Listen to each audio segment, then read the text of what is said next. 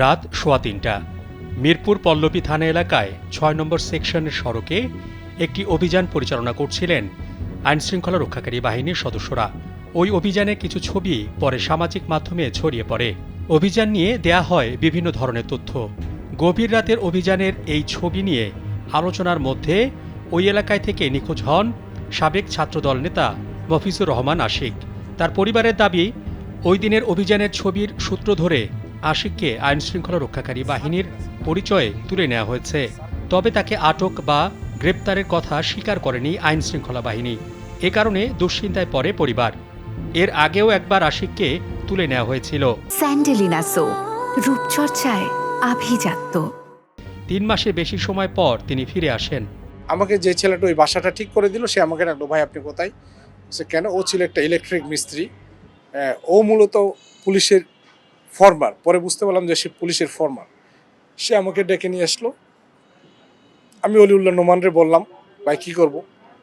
শামসুল আলম বললাম, কী করবো? সে তুমি একটু চুপ থাকো, তুমি এলাকা ছেড়ে দাও বা চিটাগং চলে যাও। তখন আমি ওই ছেলেটাকে বললাম,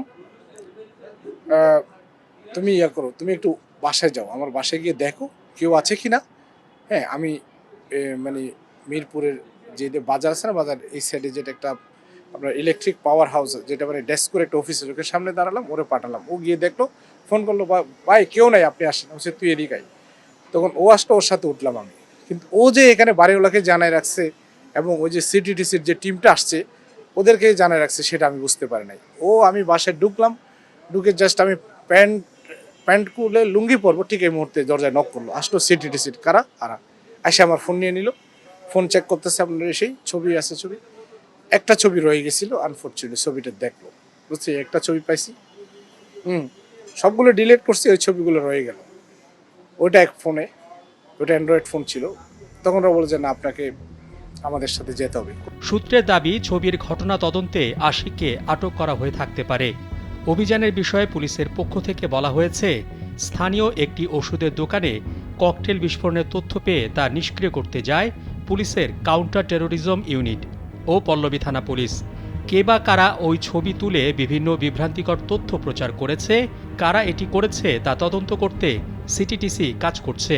আশিকের পরিবারের দাবি, বিকেল 5:30টার পরে কোনো একটি সময় সাদা পোশাকে আইনশৃঙ্খলা বাহিনীর সদস্য পরিচয়ে মিরপুর সি ব্লকের বাসা থেকে তুলে নেওয়া হয় আশিককে।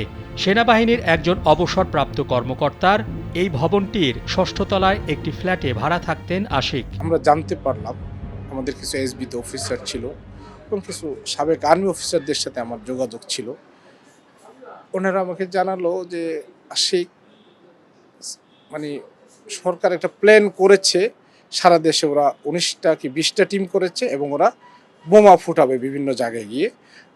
বোমা ফুটাবে এই কারণে, যাতে ডিসেম্বরে বিএনপির সমাবেশ, মানে তখন তো জাস্ট অক্টোবর নভেম্বর থেকে বিএনপির বিভাগীয় সমাবেশগুলো শুরু হলো, এই সমাবেশগুলো যাতে ওরা হ্যাম্পার করতে পারে। বলবে যে সারা দেশে তো জঙ্গি হামলা শুরু হয়ে গেছে, কোনো সমাবেশ করতে দেওয়া যাবে না। এই উদ্দেশ্য নিয়ে তারা কিন্তু বোমাবাজির নাটকটা, ওরা স্ক্রিপ্টটা রেডি করেছিল। ফরচুনেটলি এটা আমি জেনে গেছিলাম এবং অন্যান্য লোকজন, আমার কিছু পরিচিত অফিসাররাও জেনে গেছিল। ঠিক 14 তারিখ, অক্টোবরের 14 তারিখ সকালে আমি ঘটনাটা জানলাম।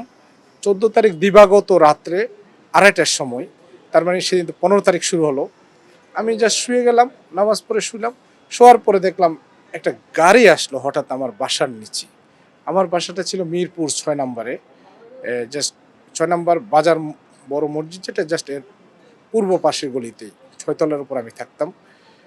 তখন আমি জানালা দিয়ে, বারান্দা দিয়ে আসে দেখি যে একটা নিচে পুলিশের গাড়ি। এরপর দেখি পুলিশের গাড়িটা জাস্ট আমার বাসার নিচে, আর জাস্ট এর পশ্চিম পাশে, গলির পশ্চিম মাথায় দেখলাম একটা সিটিটিসির বোম ডিসপোজাল ইউনিট। তখন আমার মাথায় আসলো, কিরে ভাই, আমি তো আজকে এই ঘটনাটা জানলাম, ওরা কি এই নাটকটা কেন করতে আসছে? তখন আমি আমার যে এটা ইয়া ছিল, আপনার মানে কি বলে এটাকে, বারান্দা ছিল, করিডোর, ওটা থেকে আমি এটাকে দেখতে, মানে এটাকে ভালো মতো অবজার্ভ করছিলাম।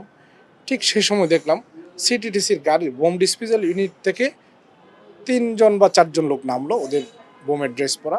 ওরা ঠিক গলির মাঝখানে আসলো। গলির মাঝখানে আসার পরে কিছু ইট সংযুক্ত করলো একটার সাথে একটা। আমি কিন্তু ছবি তুলতেছিলাম উপর থেকে। আমি ওটা থেকে ছবি তুলতেছিলাম। ছবি তোলার পর দেখলাম ওরা ইটগুলো আনলো, সবগুলো ইট বসালো একটার উপর একটা, বসার পর আবার ওরা গাড়ির দিকে গেল। গাড়ি থেকে একটা লম্বা, এরকম লম্বা সিলভার কালারের, যেগুলোকে ফাইল বোমা বলে, ফাইল বোমা আনলো, আয়না জাস্ট ইটের উপর রাখলো। ওরে সব দূরে সরে গেল। আমি কিন্তু ছবি উঠাতেছি, সবসময় ছবি উঠে মানে একটার পর একটা ক্লিক করতেছিলাম। তখন ওরা দূরে গিয়ে রিমোট দিয়ে এটা বাস্ট করলো। যখন এটা ছড়াই পড়লো, ইটগুলো ছড়ে গেল, ওরা আবার দৌড়ে এসে একটা ছবি তুলতেছে। মানে এটা কি বোম ব্লাস্ট করছে, মানে দেখাবে যে এখানে বোম বাস্ট হয়েছে। পরে তার ব্যবহৃত মুঠোফোনটি বন্ধ পাওয়া যায়। এরপর আশিকের হোয়াটসঅ্যাপ নম্বরটি রাত 10টা পর্যন্ত খোলা পাওয়া যায়। এ সময় একাধিকবার ফোন এবং মেসেজ দিলেও তিনি রিসিভ করেননি। সন্ধ্যা 6টার পর অপরিচিত একটি নম্বর থেকে ফোন দিয়ে বলা হয়, I am arrest by counter terrorism. এরপর আর কোনো কথা বা খোঁজ মেলেনি তার। আমি তো সব ছবি উঠালাম। আমি ছবিগুলো উঠানোর সাথে সাথে প্রথমে দিলাম একজন আর্মি অফিসারকে, উনি নাগরিক টিভিতে দিয়ে দিল যেটা আছে। তারপর আমি দিলাম শামসুল আলম, যিনি আমেরিকাতে থাকতো, ম্যাডামের এপিএস ছিলেন, ওনাকে দিলাম। আব্দুর রব বুট্টুকে দিলাম, সাংবাদিক ছিলেন খুব সম্ভবত। অলিউল্লাহ নোমানকে দিলাম। হ্যাঁ, এরপরে আমি ইউএস এমবেসির হিউম্যান রাইটস অফিসার ছিল তখন, সোফিয়া মিলনবার্গ, তাকে দিলাম। তারপরে ইউএসের কিছু লোকজনকে দিলাম। মোটামুটি সব জায়গাতে এটা সার্কুলেট হয়ে গেল। এবং আমি মেসেঞ্জারে দিলাম পিনাকি ভট্টাচার্যকে, আর মেসেঞ্জারে দিলাম মুশফিক ফজল আনসারি ভাইকে। কাউন্টার টেরোরিজম ইউনিট পরিচয় তুলে নিয়ে যাওয়ার পর নির্যাতনের শিকার হন আশিক। বিএনপির সিনিয়র যুগ্ম মহাসচিব রুহুল কবির রিজভী আহমেদ বারবার সন্ধান দাবি করে বিবৃতি দেন। এতে আইনশৃঙ্খলা বাহিনী চাপে পড়ে দুদিন পরে কোর্টে উপস্থাপন করে আশিককে। দুদিনের রিমান্ডে অমানবিক নির্যাতন করা হয়। হাইকোর্ট 1.5 মাস পরে ডিজিটাল নিরাপত্তা আইনের মামলায় জামিন দিলেও পরবর্তীতে চেম্বার কোর্টের বিচারপতি এনায়েতুর রহিম জামিন বাতিল করে দেয়। এরপর 7.5 মাস পরে আপিল বিভাগ থেকে জামিন আবেদন করলে তা মঞ্জুর করা হয়। এই মামলায় অন্য আসামি পিনাকি ভট্টাচার্য এবং সাংবাদিক মুশফিকুল ফজল আনসারি। সিটিটিসি অফিসে নিয়ে গেল। সিটিটিসি অফিসে নিয়ে গিয়ে সব মোবাইলের আমাকে থাপ্পড় টুপ্পড় দিয়ে মোবাইলের সব পাসওয়ার্ড নিয়ে নিল। আমার একটা আইফোন ছিল, আইফোন থেকে সব ছবি টবি নিল। ওখানে আবার আমি ওখানে মুশফিক ফজল আনসারি ভাই আর পিনাকি ভট্টাচার্যের যে ছবি পাঠাচ্ছে ওইটা ওখানে ওরা পেয়ে গেল। সব পাওয়ার পর ওরা তার আমাকে হ্যান্ডকাপ পরে দিল, চেয়ারের সাথে বেঁধে মারলো কিছুক্ষণ। তারপরে ওরা মনে করছিল আমি জঙ্গি কিনা। পরে আমি বললাম যে আমি ঢাকা ইউনিভার্সিটি স্টুডেন্ট ছিলাম, আমি ছাত্রদলের সাবেক জয়েন্ট সেক্রেটারি ছিলাম। এটা জানার পরে ওরা একটু থামলো। তখন রাত হলো, খুব সম্ভবত সেদিন রাতেই 15 অক্টোবর রাত্রেই তখন রিজভী ভাই ব্রিফ করলো আমাদের, সাবেক ছাত্রদল নেতা আশিককে খুঁজে পাওয়া যাচ্ছে এরকম রিপোর্ট করলো।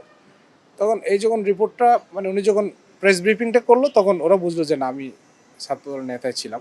তখন ওরা আমাকে আর জঙ্গি হিসেবে মানে প্লেস করার ওই থেকে সরাসরি ওই অবস্থান থেকে সরাসরি ওরা দেন ওরা আমাকে অনেকক্ষণ চেয়ারের সাথে বেঁধে রাখলো হ্যান্ডকাপ দিয়ে। 2 বার আইনশৃঙ্খলা বাহিনী তুলে নিয়ে গিয়েছিল। প্রথমবার আয়নাঘরে বন্দী ছিলেন 3.5 মাস। পরের বার সিটিটিসির গুমের নাটক উন্মোচন করতে গিয়ে 9 মাস জেল খেটেছেন আশিক। কিন্তু দল থেকে তাকে মূল্যায়ন করা হয়নি বলে জানান সাবেক এই ছাত্রনেতা। আমি গুম থেকে ফেরত আসার পরে আমি চেয়েছিলাম ছাত্রদল একটা ভালো পদ পাওয়ার জন্য।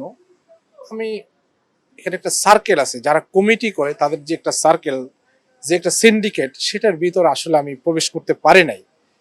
ওদের যে রিকোয়ারমেন্টগুলো ছিল সেটা আমি ফুলফিল করতে পারি না বলে আমি তখন ঘুম থেকে ফেরত আসার পরে ম্যাডাম ওদেরকে বলেছিল ছেলেটা ঘুম থেকে ফেরত এসেছে।